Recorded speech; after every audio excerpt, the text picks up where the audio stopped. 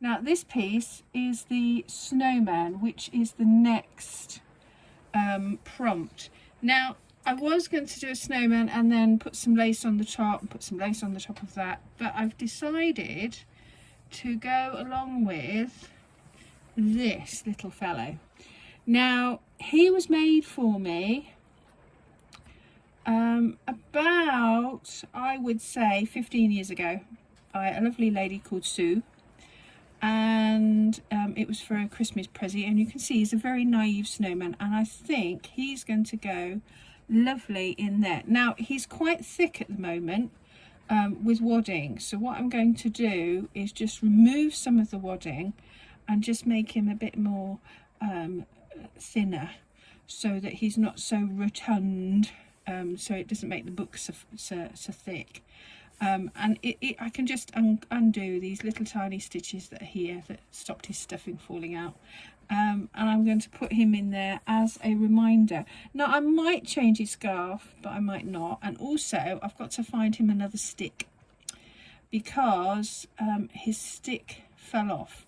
But because it is a book, I think I'm going to have to do some embroidery for the arms, and I may put on a hat on the top.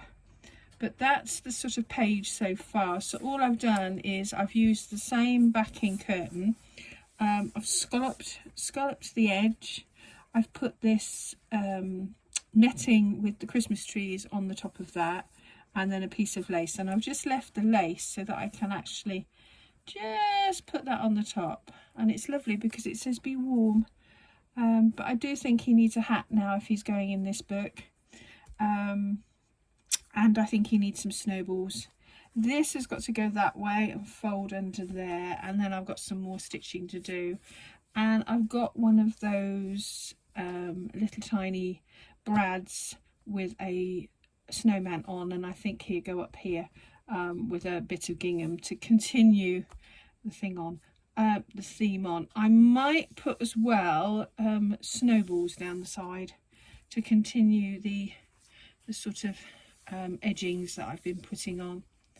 So I'm going to sort of stop there, go away and do a bit more sewing, and then I'll show you from then on. Here is the finished pages of the Snowman. I've really enjoyed using especially this piece, the Snowman that Sue made me, and I've done some additions. I've given him a hat and some holly and some ribbon, lots of sparkly snow balls down the end and across here, and the lace I've actually cut so it's almost like a mountain of snowballs. In the corner here there's some scraps, and I've popped a little brad with a snowman on it. This is also from a Christmas cake, and another friend used to make me a Christmas cake every year for Stuart, because it's a nice little one, and that came from that, so that's in here as well to remember that.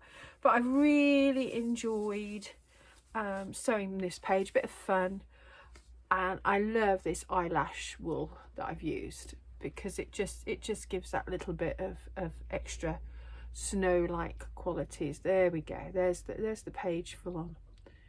Okay, so looking forward to doing the next one.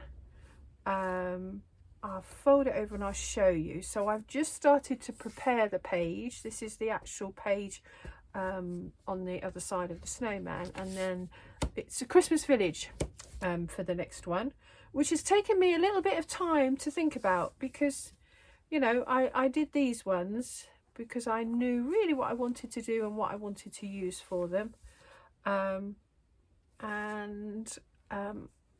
there's the wreath on the front with the pom-pom. So I hope you've enjoyed the Snowman page, and I'll see you soon with the Christmas village.